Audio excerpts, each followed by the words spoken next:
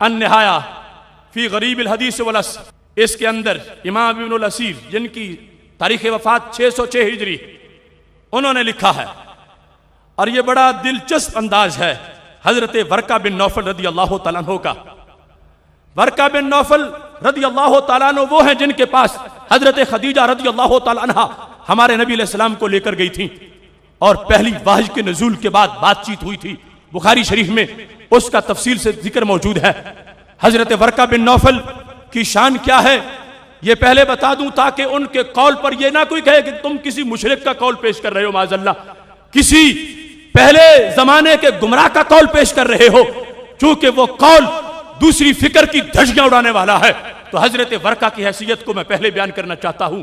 یہ مستدرک للحاکم کی تیسری جلد ہے، اس جلد کے اندر یہ موجود ہے کہ سید عالم نور مجسم شفیع معظم صلی اللہ علیہ وسلم نے فرمایا تھا، یہ پورا باب حضرت ورقہ کی شان میں ہے۔ مقالہ تو ورقہ بن نوفل فی تصدیق النبی علیہ السلام کے اندر میرے نبی علیہ السلام سے سید عائشہ صدیقہ رضی اللہ تعالی عنہ روایت کرتی ہیں، ہمارے نبی علیہ السلام نے فرمایا تھا، لا تسبوا ورقہ، ورقہ کو گالی مت دو، ورقہ بن نوفل کو گالی مت دو۔ کیوں؟ فرمایا فإنی رأیت لہ جنتن او جنتین، میں نے ورقہ کے لیے جنت یا دو جنتیں دیکھی ہیں۔ تو جن کو رب دو جنتیں دے وہ کافر تو نہیں، وہ مومن ہیں، وہ مشرک نہیں، وہ توحید پرست ہیں، اور آگے ان کی تقریر بھی بڑی توحید والی ہے۔ یہ ورقہ بن نوفل گزر رہے تھے، حضرت بلال رضی اللہ تعالیٰ عنہ توحید کی اذانیں دے رہے تھے۔ النہایہ کے اندر تفصیل ذکر ہے، حضرت ورقہ بن نوفل کہتے ہیں، مرہ علیہ ورقہ بن نوفل وہو یعذب، حضرت بلال رضی اللہ تعالیٰ عنہ کا جو آقا تھا ان کو معاذ اللہ سزائیں دے رہا تھا، تکلیف دے رہا تھا، وہ احد کی سزائیں بلند کر رہے تھے۔ اتنے میں وہاں سے حضرت ورقہ کا گزر ہوا، تو حضرت ورقہ بڑھاپے میں ہیں، نحیف بدن ہے، چھڑانے کی طاقت نہیں رکھتے کہ حضرت بلال کو چھڑا سکیں۔ اس توحید پرست کے ساتھ یکجہتی کا اظہار حضرت ورقہ نے کیسے کیا، یکجہتی کا انداز کیا تھا، بڑی لذیذ بات ہے۔ حضرت ورقہ نے جب دیکھا کہ بلال کو جرم توحید میں سزا ہو رہی ہے تو کہنے لگے، واللہ لئن قتلتموہ لاتخذنہ حنانا، خدا کی قسم اگر جرم توحید میں تم نے بلال کو شہید کر دیا، یہ دنیا سے جا کے بھی تمہیں ناکوں چنے چبوائے گا۔ لاتخذنہ حنانا، میں حضرت بلال کی قبر کو حنان بناؤں گا، میں حضرت بلال کی قبر کو بھی حنان بناؤں گا۔ اگر تم ان کو تکلیف دیتے رہے اور یہ شہید ہو گئے تو یہ نہ سمجھنا شہادت سلسلہ ختم ہو جائے گا، میں اس توحید کے متوالے کی قبر کو بھی حنان بناؤں گا۔ حنان عربی زبان کا لفظ ہے، اب اس کا مطلب کیا ہے، دھمکی کیا ہے کہ اگر تم نے شہید کر دیا تو میں حنان بناؤں گا۔ حنان سے مشرکوں کا نقصان کیا ہوگا؟ یہ ورقہ بن نوفل توحید پرست، ایک توحید پرست کی حمایت میں جو جملے بول رہے ہیں کہ اگر تم نے شہید کر دیا ان کو تو یاد رکھو ان کا خون رائگاں نہیں جائے گا، میں ان کی قبر کو بھی حنان بنا کے تم سے بدلہ لیں گے۔ امام ابن اسیر نے حنان کا معنی بیان کیا، یہ 452 صفحہ ہے النہایہ کا، جلد نمبر 1 ہے، اس میں لکھا ہے، الحنان الرحمت والعطف، الحنان الرزق والبرکہ۔ حنان کا مطلب پہلے نمبر پہ رحمت ہے، دوسرے نمبر پہ مہربانی ہے، تیسرے نمبر پہ رزق ہے، چوتھے نمبر پہ برکت ہے۔ تو اب مطلب کیا بنا کہ اگر تم نے بلال کو شہید کر دیا تو میں حضرت بلال رضی اللہ تعالیٰ عنہ کی قبر کو حنان بنا لوں گا۔ یہ پہلے دن کی توحید، یہ مکی توحید، یہ حضرت بلال کے نغمہ توحید کی صدائے باز گشت، یہ 15ویں صدی کے ملنگوں کی بات نہیں، یہ مکہ شریف کے توحید کے پرستاروں کی بات ہے۔ اس کے انداز میں مطلب کیا بیان کیا ابن اسیر نے کہ لا اتخذنہ حنانا، میں ان کو حنان بناؤں گا۔ حنان کا مقصد کیا ہے؟ دیکھو مانا ارادہ، حضرت ورقہ بن نوفل نے یہ کہا، سنو بلال کے دشمنوں، لَأَجْعَلَنَّ قَبْرَهُ مَوْضِعَ حَنَان، میں ان کی قبر شریف کو حنان بنا لوں گا، قبر کو حنان بناؤں گا۔ اب حنان کیسے قبر کو بناؤ گے؟ کہتے ہیں اے مظنۃ من رحمت اللہ، میں مرکز انوار و تجلیات سمجھوں گا، میں گہوارہ رحمت سمجھوں گا، میں ان کی قبر کو تجلیات کا گہوارہ سمجھوں گا، تو پھر کیا کروں گا؟ فَأَتَمَسَّوْ بِهِ مُتَبَرِّكًا، میں بلال کی قبر کو ہاتھ لگا لگا کے چوموں گا۔ اتمسح بھی، میں ان کی قبر سے تمسح کروں گا۔ آج کعبے کی دیوار کو ہاتھ لگانے والوں پر شرک کے فتوے لگانے والے سوچیں، میں اس مکہ شریف کی بات کر رہا ہوں جب بلال اذان توحید دے رہے تھے اور ورقہ حمایت کر رہے تھے کہ اگر تم نے حضرت بلال کو شہید کیا تو یہ فرما مر کے بھی جئیں گے، یہ ختم نہیں ہوں گے۔ میں ان کی قبر کو بھی موضع رحمت سمجھوں گا، گہوارہ برکات سمجھوں گا، تو کیا کروں گا؟ فَأَتَمَسَّوْ بِهِ مُتَبَرِّكًا، تبرک کے حصول کے لیے میں ہاتھ لگاؤں گا۔ کیسے؟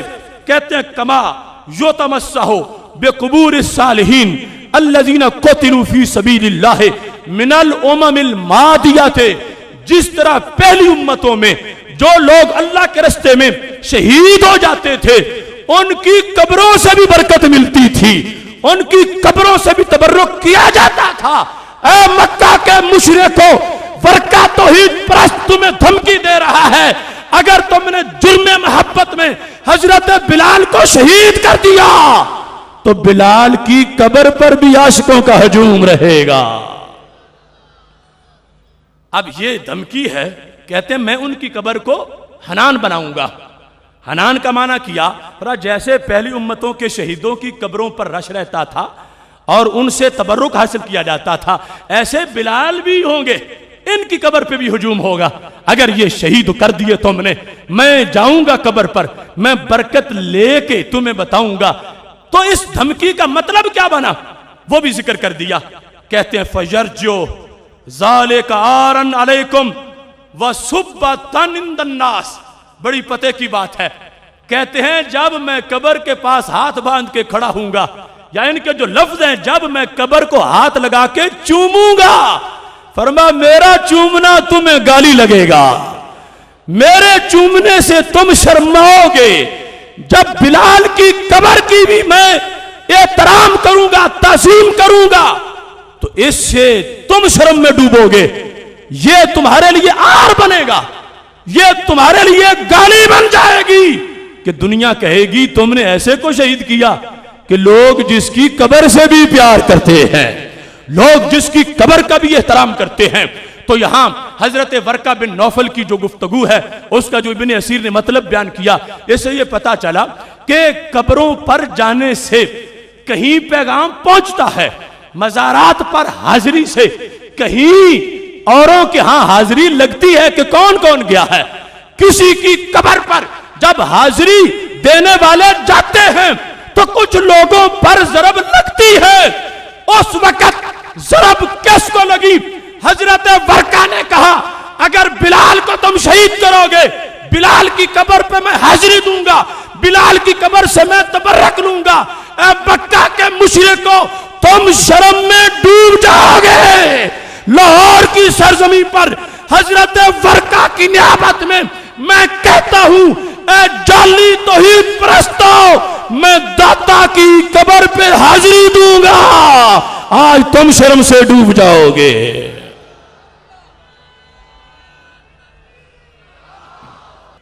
اب دیکھو، یہ میری چھپی ہوئی کتاب نہیں، یہ میری لکھی ہوئی کتاب نہیں، یہ 6 صدی کے امام کی کتاب۔ یہ بات حضرت ورقہ بن نوفل ان کی توحید پرست زبان سے نکلی ہوئی۔ کہتے ہیں بدلہ لینے کا یہ بھی انداز ہے کہ فوت شدگان کی قبروں سے بھی پیار کیا جائے تو ان کے دشمنوں پہ پھر بھی سپرے ہو جاتا ہے۔ جس کی قبر پہ رش ہوتا ہے عاشقوں کا، اس کے دشمنوں پر ضرب پڑتی ہے تو بلا وجہ داتا کے منکروں کی چیخیں نہیں نکلتی۔ یہ بات حضرت ورقہ بن نوفل ہمیں بتا کے گئے ہیں۔ اس لحاظ سے یہاں پر ایک وضاحت کی بھی ضرورت ہے، شاید کسی کے ذہن میں آ رہا ہو کہ بخاری کی حدیث میں تو یہ ہے کہ حضرت ورقہ رضی اللہ تعالیٰ عنہ کا جلدی وصال ہو گیا تھا، تو حضرت بلال نے تو کلمہ بعد میں پڑھا، اور یہ بات پہلے کی تھی کہ وہ دنیا سے چلے گئے۔ تو اس سلسلہ میں بھی میں آپ کے سامنے یہ وضاحت کر دینا چاہتا ہوں۔ میرے پاس اس وقت فتح الباری شرح بخاری بھی موجود ہے، اور اس کے علاوہ دیگر ماخذ میں بھی اس بات کی وضاحت کر دی گئی ہے کہ انہوں نے اس چیز کو فتح الباری جلد نمبر 2 اور صفحہ نمبر 36 پر یہ لکھا ہے، اور باقاعدہ سیرت ابن اسحاق سے یہ حوالہ دیا ہے۔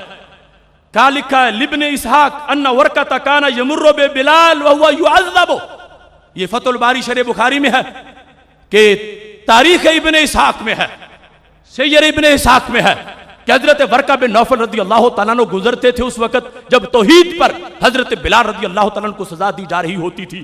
پھر باقاعدہ سوال کر کے انہوں نے جواب دیا کہ ورقہ تو پہلے فوت ہو گئے تھے اور حضرت بلال بعد میں آئے تھے، تو انہوں نے یہ جواب دیا کہ وہ فاتر الوحش میں جو واو ہے وہ ترتیب کے لیے نہیں ہے، اور راوی کو شاید آخری بات یہی یاد ہے حضرت ورقہ کی جو نبی علیہ السلام سے وہ وحی کے نزول کے بعد گفتگو ہوئی تھی۔ اس کے بعد راوی کو پتہ نہیں کہ حضرت ورقہ کتنی دیر زندہ رہے یا ان کا وصال ہو گیا۔ تو اس صورتحال پر امام ابن حجر نے یہاں پر واضح طور پر اس شرح کے اندر لکھا، فرمایا حضرت ورقہ کو اس زمانے میں زندہ ماننا جب حضرت بلال توحید کی اذانیں دے رہے تھے، یہ دور از تحقیق نہیں ہے۔ ایسا ہو سکتا ہے وہ زمانہ انہوں نے پایا ہو مگر راوی کے علم میں نہیں، راوی کی رپورٹ میں نہیں۔ اس واسطے میں نے وضاحت کر دی، کل کو یہ نہ کہے کہ تمہیں تو تاریخ کا نہیں پتا، ورقہ کب تھے بلال کب تھے۔ یہ باقاعدہ ان محققین نے اس کے جواز پر تصریح کی ہے، اور میں یہ وضاحت کر رہا ہوں کہ حضرت بلال رضی اللہ تعالیٰ عنہ اس امت کے اولین پرستاروں میں سے ہیں، اور حضرت ورقہ بن نوفل اس وقت توحید پرست ہیں اور لوگوں کو بتا رہے ہیں کہ میں جس وقت اگر حضرت بلال کو شہید بھی کر دیا گیا ان کی قبر سے تبرک لے کے بتاؤں گا کہ قبروں سے تبرک لینے والے مشرک نہیں ہوتے، توحید پرست ہوتے ہیں۔